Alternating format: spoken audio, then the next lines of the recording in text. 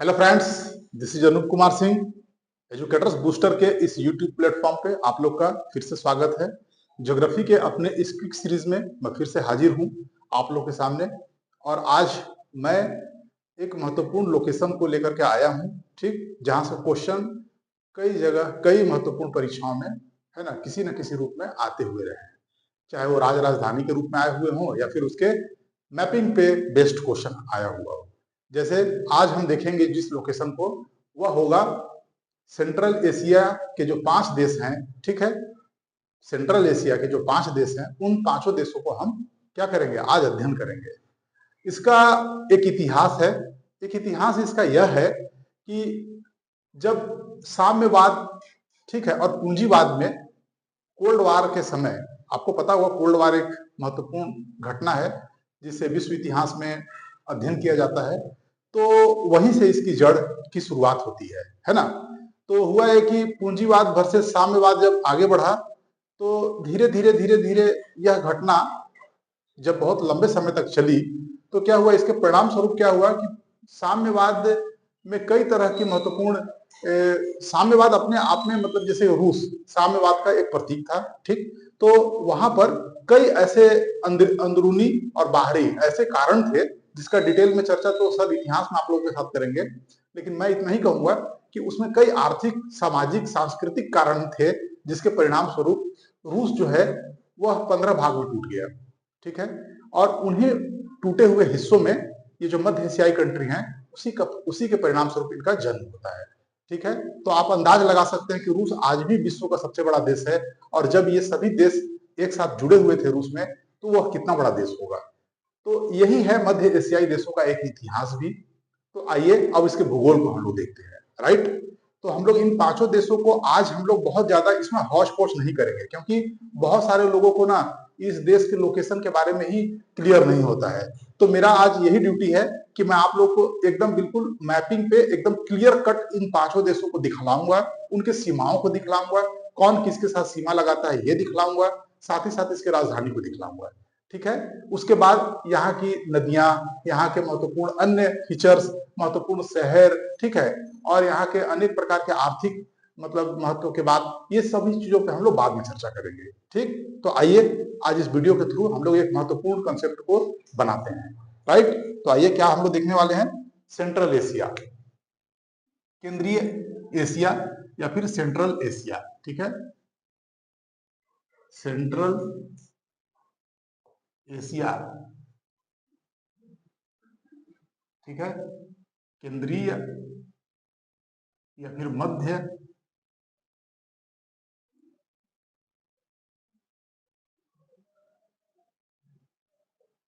एशियाई देश। इनमें हम पांचों देशों को आज बहुत अच्छे से देखने वाले हैं। तो आइए देखिए, तो मैप एक बनाया जाए पहले। यहां मैं एक मैप ड्रॉ करूंगा, देखिए। सबसे पहले हम लोग एक बहुत महत्वपूर्ण ज्योग्राफिकल लैंडमार्क, जिसे क्या कहते हैं, कैस्पियन सागर बनाएंगे। पता है ना, कैस्पियन सागर की तरफ स्थित है ये, तो इसलिए कैस्पियन सागर को बनाएंगे और फिर हम लोग चलेंगे आगे की ओर, ठीक है। तो आप लोग ड्रॉ करते रहिए साथ ही साथ, क्योंकि मैप जो है वो धीरे धीरे ड्रॉ करना पड़ता है। जब मैप को आप ड्रॉ करेंगे तभी मैप को आप अच्छे तरीके से सीख सकते हैं। मैप को ड्रॉ करना सीखिए, ये कई जगह मदद करता है, ठीक है। तो इस तरह से हम लोग इसे बनाते जाएंगे। ये काफी महत्वपूर्ण लोकेशंस है ये सब, जिससे आप लोगों को सीखना है, ठीक है। जो डायग्राम हम लोग यहाँ बना रहे हैं, ये डायग्राम थोड़ा स्कीमेटिक है, एकदम बिल्कुल आड़ा तिरछा कर्व लाइन, ज्यादा कर्व लाइन का प्रयोग यहाँ नहीं हो रहा है, ठीक है। इसलिए कि कर्व लाइन का ज्यादा प्रयोग अगर आप करेंगे तो उससे क्या होगा ना, कि आपको यहाँ पर ठीक से मैप दिखेगा नहीं, राइट। तो इसीलिए हम लोग ज्यादा कर्व लाइन का प्रयोग ना करते हुए हम लोग क्या कर रहे हैं, यहाँ पर हम लोग यहाँ पर आपको एक सीधा सीधा अच्छा सा साफ डायग्राम बनाने की हम यहाँ पर कोशिश कर रहे हैं, ठीक है फ्रेंड। तो ये है, इस तरीके से ये मध्य एशिया के देश हैं, ठीक। सबसे बड़ा देश आपको दिखाई पड़ रहा है, ये तो पहले जान लीजिए कि कैस्पियन सागर है, ठीक है। कौन है ये? कैस्पियन, कैस्पियन सागर है ये,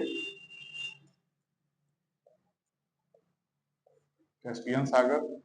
और ये है सबसे बड़ा देश, कौन है? कजाकिस्तान, कजाकिस्तान, ठीक है। कजाकिस्तान की राजधानी क्या है? अस्ताना, या इसे ही नूर सुल्तान भी कहते हैं। यहां पे मैं लिख देता हूं, अस्ताना। अब इसे क्या नूर सुल्तान के नाम से भी जानते हैं। आप दोनों को लिख लीजिए, ठीक है। आगे बढ़िए, आप अस्ताना ही याद रखिए, ठीक है। और ये देखिए, ये जो देश है ये मध्य में स्थित है, ठीक है। इस देश का नाम क्या है? इस देश का नाम है आपका उज्बेकिस्तान, ठीक है। उज्बेकिस्तान,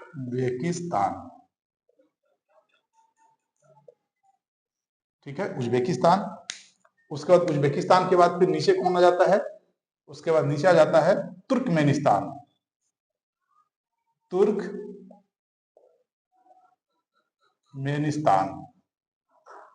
ठीक है। तुर्कमेनिस्तान के बाद हम लोग जब आगे आते हैं, इधर आइए, तो ये क्या है? Kyrgyzstan,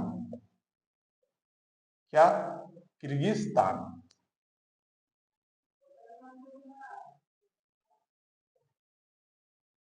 Kyrgyzstan. और फिर क्या है? किर्गिस्तान के बाद फिर आता है जो कंट्री, वो कौन है? ताजिकिस्तान, क्या?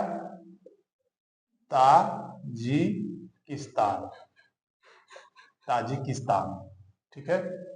ये कंट्रीज हुए। और राजधानी में देखिए, उज्बेकिस्तान की राजधानी यहां है ताशकंद, क्या है? ताशकंद। तो देखिए, इसको ऐसे लिख देता हूं मैं, ठीक है, ताशकंद। ऐतिहासिक चर्चा में रहता है ये। तुर्कमेनिस्तान की राजधानी जो है वो देख लीजिए, तो वो यहां है, क्या है? अशखाबाद, अशखाबाद,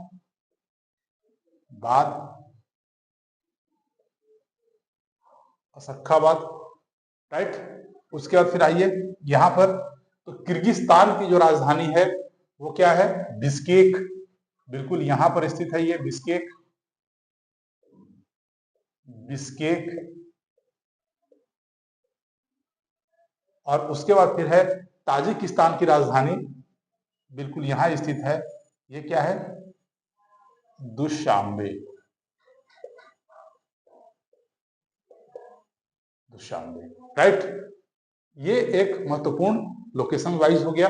अब यहां कुछ समझने की बात है। क्या समझने की बात है? कजाकिस्तान एकमात्र इस पूरे 5 देशों में स्थित एक देश है जिसकी सीमा 4 देशों से लगती है। एकमात्र देश वह कौन है जिसकी सीमा कजाकिस्तान से नहीं लगती है? तो वो है ताजिकिस्तान। देखिए, मैपिंग में सब चीज ध्यान रखना पड़ता है। तो ताजिकिस्तान ही एकमात्र ऐसा देश है जिसकी सीमा कजाकिस्तान से नहीं लगती। इसके अलावे आप कोई भी देख लीजिए, कजाकिस्तान की सीमा उज्बेकिस्तान से लगती है, और कजाकिस्तान की सीमा तुर्कमेनिस्तान से भी लगती है, कजाकिस्तान की सीमा किर्गिस्तान से भी लग रही है, और ताजिकिस्तान को छोड़ दीजिए, बस यही एकमात्र ऐसा देश है जिसकी सीमा कजाकिस्तान से नहीं लगती। पहला बात। दूसरा महत्वपूर्ण बात यह है कि यहां पर एक बहुत महत्वपूर्ण झील है, ठीक है। एक बहुत महत्वपूर्ण झील है, ये इस तरीके से, इसका नाम है अरल सागर। क्या? अरल सागर, अरल सागर। न जाने कितनी बार आया है कि अरल सागर किन 2 देशों के मध्य है? तो कजाकिस्तान और उज्बेकिस्तान के बीच में स्थित है अरल सागर। इसको अगर याद नहीं होता है तो आप KU कू ऐसे याद कर सकते हैं। कू मतलब कू के बीच में है अरल सागर, कजाकिस्तान और उज्बेकिस्तान, ठीक है। या यूके, बहुत लोग यूके से भी याद रखते हैं, यूके। तो यूके तो एक कोड के जैसा दिमाग में कहीं फिट हो गया। और फिर आप लोग अपने हिसाब से भी बना सकते हैं कोडिंग। तो ये है, तो इस तरीके से आप देखेंगे तो आपको याद हो जाएगा कजाकिस्तान और उज्बेकिस्तान के बीच में अरल सागर है। एक ये महत्वपूर्ण बात है। एक अन्य महत्वपूर्ण बात देखिए, यहां पर एक झील है, ये विश्व प्रसिद्ध झील है। कौन? लेक बालखस। कौन सा? लेक बालखस, या इसे ही कहते हैं बालखस झील। बालखस झील, तो बालखस झील को भी आप याद रखिए, कजाकिस्तान में स्थित है। बहुत महत्वपूर्ण है ये लोकेशन, आप इसको बिल्कुल हल्के में बिल्कुल मत लीजिए। मैं आज तो केवल इंट्रोड्यूस कर रहा हूं आपको, ठीक है, इस पे अभी तो बहुत चीजें इसमें से जानना है आपको। तो इसे इंट्रोड्यूस मैं इसलिए कर रहा हूं कि आप लोग पहले समझिए पांचों देशों को। ये सब चीज को मुझे अभी नहीं करना था, लेकिन फिर भी मैं कुछ कुछ बता देता हूं। लेकिन आप ये जान लीजिए पहले तो देखिए कि कौन कौन से बाउंड्री किसके साथ लग रहा है और पांचों देश में कौन कौन शामिल है, कहाँ लोकेशन है और उनकी राजधानियां क्या है। पहले पॉलिटिकल चीज को हम लोग आज देख रहे हैं। तो कजाकिस्तान देखा हमने, उसके नीचे उज्बेकिस्तान, फिर तुर्कमेनिस्तान, फिर हमने देखा इधर किर्गिस्तान और साइड में यहाँ पर ताजिकिस्तान। ये टोटल कंट्रीज हैं। तो इनके कंट्रीज को मैं राजधानी के साथ यहाँ लिख देता हूं। पहले तो यहाँ पर लिखता हूं, ठीक, आप लोग मेरे साथ नोट कीजिए। तो सबसे पहले कजाकिस्तान है। क्या है? कजाकिस्तान पहला कंट्री। सेकंड नंबर में कौन है? उज्बेकिस्तान। उज्बेकिस्तान। थर्ड नंबर में फिर क्या है? उसके बाद फिर है आपका तुर्कमेनिस्तान। तुर्कमेनिस्तान है ना। और तुर्कमेनिस्तान के बाद फिर क्या है? 4 नंबर में फिर है किर्गिस्तान।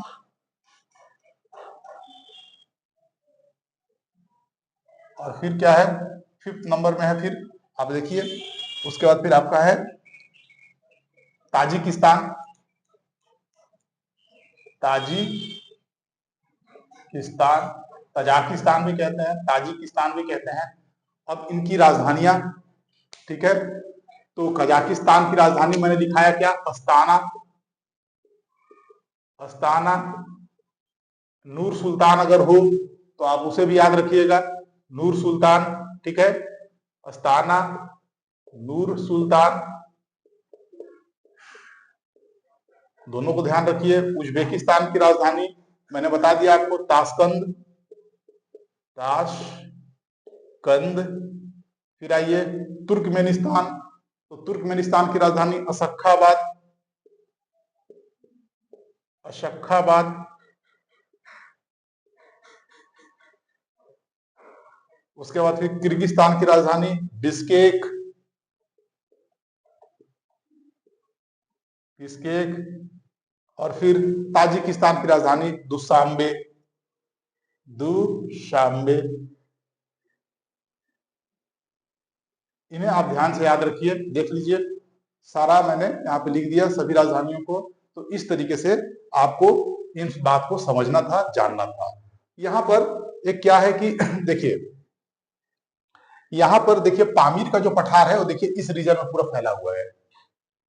पामीर का पठार जो है वो इसी रीजन में फैला हुआ है। हालांकि ये मतलब ज्यादा ऊंची हो जाएगा, लेकिन फिर भी मैं एक चीज और बताना चाहता था कि अरल सागर में पामीर के पठार से 2 नदियां निकलती है, एक आमू दरिया और एक सिर दरिया, और जो जाके अरल सागर में गिरती है।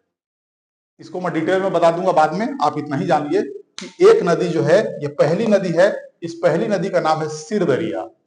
ये जो दिख रहा है ना, इधर से निकल रही है, इसका नाम है सिर दरिया। सिर दरिया। और इधर से जो निकल रही है ये है आमू दरिया। पामीर के पठार से निकलते हैं, महत्वपूर्ण नदी है। इन दोनों में सबसे अधिक जल जो है आमू दरिया में होता है। आमू दरिया में बहुत अधिक जल है, ठीक है। और ये दोनों नदी महत्वपूर्ण मरुस्थलीय क्षेत्र से गुजरते हैं, जिसमें काराकुम और किजाइल कुम है, ठीक है। तो आमू दरिया में सबसे अधिक पानी है। आप ऐसे भी याद रख सकते हैं कि आमू दरिया में, आमू दरिया, अब देखिए इसमें AMU है, आमू, ए मतलब अधिक, ए का मतलब अधिक, ऐसे ही कोडिंग किया जाता है। कोडिंग का मतलब ये थोड़े होता है कि बिल्कुल एग्जैक्टली, ए मतलब अधिक, तो अधिक पानी है, अधिक पानी किसमें? आमू दरिया में। कभी एक क्वेश्चन बहुत ही उम्दा क्वेश्चन बनेगा, अगर जब भी बने कि ये दो स्टेटमेंट दे दिया जाएगा कि आमू दरिया और सिर दरिया मध्य एशियाई नदियां हैं, महत्वपूर्ण नदियां हैं, तो बिल्कुल सही है। और सेकंड में दे देगा कि आमू दरिया में सिर दरिया की अपेक्षाकृत जल की मात्रा अधिक है, तो आप यहाँ कंफ्यूज करेंगे और ये निश्चित रूप से गलती होगा। इसीलिए इस तरह के छोटे छोटे तिनकों के समान ही सही, लेकिन ज्ञान को आप बटोरते रहिए। कभी कभी क्या होता है कि रथ का टूटा हुआ जो पहिया है वही काम आता है, ठीक है। तो समय की बात है, समय समय पे बहुत सारी ऐसी चीजें काम आती है जिसके विषय में आप बिल्कुल नहीं सोचते हैं, ऐसी चीजें काम आती है, ठीक है। तो इसी तरीके से इसे देखना था। और यहाँ पर मैंने जिस एक मरुस्थल की बात की, तो आप याद रखिएगा यहाँ पर नोट लगा करके कि उज्बेकिस्तान में, मतलब तुर्कमेनिस्तान और उज्बेकिस्तान में यहाँ पर एक मरुस्थल है, उसका नाम है काराकुम, काराकुम और कजाइलकुम, कजाइलकुम, ठीक है। या इसी को हिंदी में भी लिख लीजिए, काराकुम और क्या है, काजिलकुम, काजिलकुम। ऐसे इंग्लिश वाला ही लिखिएगा क्योंकि ये थोड़ा सा मीनिंग में, स्पेलिंग में थोड़ा सा दिक्कत आ जाता है कई बार। तो काराकुम और कजाइलकुम मध्य एशिया में स्थित एक महत्वपूर्ण मरुस्थल है। देखिए फ्रेंड, मरुस्थल को बहुत अधिक सीमांकन तो मरुस्थलों का नहीं किया जा पाता है, लेकिन उज्बेकिस्तान के पास में स्थित है ये। काराकुम उज्बेकिस्तान के पास है और कजाइलकुम उज्बेकिस्तान और तुर्कमेनिस्तान के थोड़े थोड़े बाउंड्री पे है। अधिक हिस्सा उसका उज्बेकिस्तान में, कुछ हिस्सा उसका तुर्कमेनिस्तान में, ठीक है। तो इस बात को आपको ध्यान रखना है। तो ये जो था, सबसे महत्वपूर्ण बात है कि इस मध्य एशियाई देशों के बाउंड्री और कैसे कैसे सीमा लगता है वो, और इनकी राजधानियां जो यहाँ लिखा हुआ है, इसे तो बिल्कुल आप करके रखेंगे। बाकी चीजों को हम लोग और अच्छे से और डिटेल में देखेंगे, लेकिन फिलहाल इन सब चीजों को राजधानी के साथ आपको देखना है। कौन से देश ऐसे हैं जो कि मध्य एशिया के, जो कि पांचों में से जो अपनी सीमा कैस्पियन सागर से लगाते हैं, ये भी क्वेश्चन एक लाजवाब है। तो कजाकिस्तान जो है वो, उसकी सीमा कैस्पियन सागर से लगती है और तुर्कमेनिस्तान की सीमा लगती है कैस्पियन सागर से। बाकी अन्य 3 देशों की सीमा नहीं लगती है। तो इस तरीके से इसे करना था और इसे समझना था। तो मुझे लगता है बखूबी आप लोगों को बातें बहुत अच्छे से समझ में आ गई होगी। आप लोगों ने हर चीजों को नोट भी कर लिया होगा, चाहे वो लेक बालखस हो, चाहे वो अरल सागर हो, ठीक है, चाहे वो राजधानियां हो, चाहे वो काराकुम और कजाइलकुम हो, चाहे वो आमू दरिया और सिर दरिया हो। इन चीजों को आप लोगों ने नोट कर लिया होगा। तो फिर से हम कल मिलेंगे एक नए टॉपिक के साथ में, अपनी सीरीज को आगे बढ़ाएंगे। तब तक के लिए आप अच्छे से अपना वर्क कीजिए, अपने से अच्छे से पढ़िए और चैनल को लाइक एंड शेयर और सब्सक्राइब जरूर कीजिए। Thank you friend.